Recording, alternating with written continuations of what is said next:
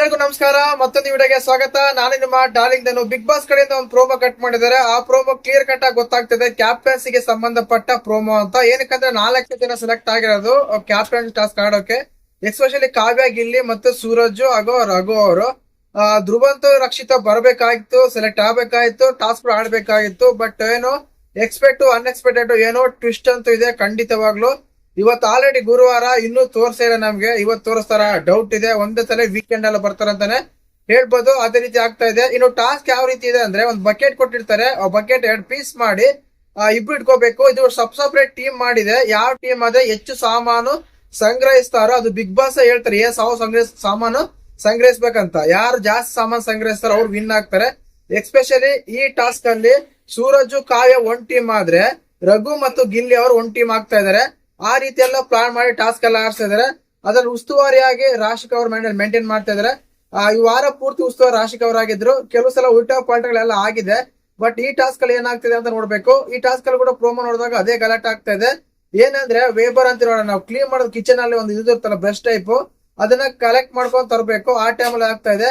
I think ಇದ್ರ ಏನಾಗುತ್ತೆ ಅಂದ್ರೆ, ರಾಶಿಕ್ ಅವರು ಸಿಂಗಲ್ ಆಗಿ ಒಂದು ಯಾವ್ದಾದ್ರು ಡಿಸಿಷನ್ ತಗೊಂಡು ಸಿಂಗಲ್ ಆಗಿ ಮಾತಾಡಿ ಸಿಂಗಲ್ ಆಗಿ ಒಂದು ನಿರ್ಧಾರ ತಗೊಂಡ್ರೆ ಚೆನ್ನಾಗಿರುತ್ತೆ.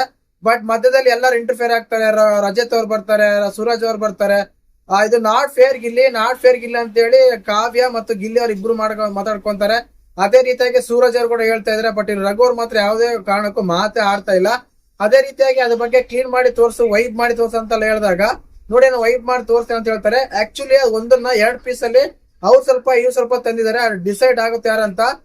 ಮೋಸ್ಟ್ಲಿ ಕ್ಯಾಪ್ಟನ್ಸಿ ಟಾಸ್ಕ್ ಗೆ ಈ ತಂಡ ಯಾರು ಗೆಲ್ಲುತ್ತೋ ಮತ್ತೆ ಅವ್ರಿಬ್ರಿಗೆ ಒಂದು ಬೇರೆ ಟಾಸ್ಕ್ ಇರುತ್ತೆ. ಆವಾಗ ಕ್ಯಾಪ್ಟನ್ ಯಾರಂತ ಗೊತ್ತಾಗುತ್ತೆ ಮೋಸ್ಟ್ಲಿ. ಆ ರೀತಿ ಎಲ್ಲ ಪ್ಲಾನ್ ಮಾಡ್ತಿರ್ಬೋದು. ಇನ್ನು ಈ ಟಾಸ್ಕ್ ಗಮನಿಸಿದಾಗ ಆ ಬಾಕ್ಸ್ ಅಲ್ಲಿ ಹೆಚ್ಚು ಯಾರು ಸಾಮಾನು ಸಂಗ್ರಹಿಸ್ತಾರೆ ಅವ್ರು ವಿನ್ ಆಗ್ತಾರೆ.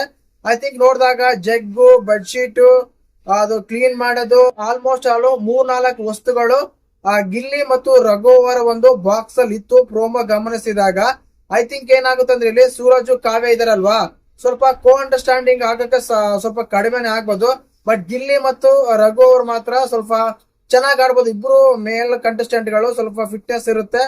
ಐ ಥಿಂಕ್ ಕೆಲವು ವಿಷಯಗಳಲ್ಲಿ ಕರೆಕ್ಟ್ ಆಗಿ ಆಡ್ಬೋದು ಅಂತ ಅನಿಸ್ತಾ ಇದೆ.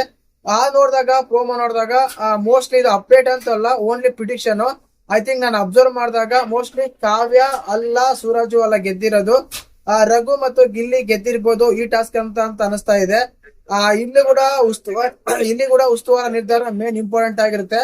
ಉಸ್ತುವಾರ ಬೇಸಿಕ್ ಮೇಲೆ ಯಾರು ವಿನ್ ಆಗ್ತಾರೆ, ಯಾರು ವಿನ್ ಆಗಲ್ಲ ಅಂತಾನೆ ಹೇಳ್ಬೋದು. ಆ ರೀತಿ ಇದೆ. ಮತ್ತೆ ನಿಮ್ಗೆ ಪ್ರೋಮೋ ನೋಡಿದಾಗ ಏನು ಅಂತ ಕಮೆಂಟ್ ಮಾಡಿ. ಮೋಸ್ಟ್ಲಿ ಈ ಟಾಸ್ಕ್ ಅದೇ ಹೇಳ್ದಲ್ಲ, ಗಿಲ್ಲಿ ಮತ್ತು ರಘು ಗೆದ್ದಿರಬಹುದು ಅಂತ. ಅಪ್ಡೇಟ್ ಅಲ್ಲ, ಓನ್ಲಿ ಪ್ರಿಡಿಕ್ಷನ್ ಅನ್ಕೊಳ್ಳಿ. ಕೆಲವು ಮಾಹಿತಿಗಳೆಲ್ಲ ಹೇಳ್ತಾ ಇದಾರೆ ಗೆದ್ದಿದ್ದಾರೆ ಅಂತ, ಬಟ್ ಕನ್ಫರ್ಮೇಶನ್ ಇಲ್ಲ. ಆ ಕಾರಣಕ್ಕೆ ನಾನು ಕೂಡ ಪ್ರಿಡಿಕ್ಷನ್ ಅಂತಾನೆ ಹೇಳ್ತಾ ಇದ್ದೀನಿ. ನೀವು ಒಂದ್ಸಲ ಥಿಂಕ್ ಮಾಡಿ. ಅಂದ್ರೆ ಕಾವ್ಯ ಸ್ವಲ್ಪ ಸೂರಜ್ ತಗೊಂಡಾಗ ಕೋಆರ್ಡಿನೇಷನ್ ಸ್ವಲ್ಪ ಮಿಸ್ಟೇಕ್ ಆಗ್ಬೋದು. ಬಟ್ ಗಿಲ್ಲಿ ಮತ್ತು ರಘು ಅವರು ಕೋಆರ್ಡಿನೇಷನ್ ಚೆನ್ನಾಗಿ ಆಗುತ್ತೆ ಅಂತ ಎಕ್ಸ್ಪೆಕ್ಟ್ ಮಾಡಿದೀನಿ. ಹೋಗ್ಬೇಕಾದ್ರೆ, ಬರ್ಬೇಕಾದ್ರೆ, ಫಾಸ್ಟ್ ಆಗಿ ಟಾಸ್ಕ್ ಆಡ್ಬೇಕಾದ್ರೆ ಎಲ್ಲರಿಗೂ ಹೆಲ್ಪ್ ಆಗ್ಬಿಟ್ಟು ಅವರೇ ಗೆದ್ದಿರ್ಬೋದು ಅಂತ ಹೇಳಕ್ ಇಷ್ಟಪಡ್ತೀನಿ. ಅದಾದ್ಮೇಲೆ ಸ್ಪೆಷಲ್ ಟಾಸ್ಕ್ ಅವ್ರಿಗಿಬ್ರಿಗೆ ಇರುತ್ತೆ. ಅವಾಗ ಕ್ಯಾಪ್ಟನ್ ಯಾರಂತ ಗೊತ್ತಾಗುತ್ತೆ. ಇದು ಪ್ರೋಮೋ ರಿವ್ಯೂ ಆಗಿತ್ತು. ದಯವಿಟ್ಟು ಚಾನಲ್ ಯಾರು ಹೊಸ ನೋಡ್ತಿದ್ರೆ ಮಿಸ್ ಮಾಡ್ತಾನೆ. ಸಬ್ಸ್ಕ್ರೈಬ್ ಮಾಡಿ, ಲೈಕ್ ಮಾಡಿ, ಶೇರ್ ಮಾಡಿ. ಜೈ ಹಿಂದ್, ಜೈ ಕರ್ನಾಟಕ ಮಾಡಿ.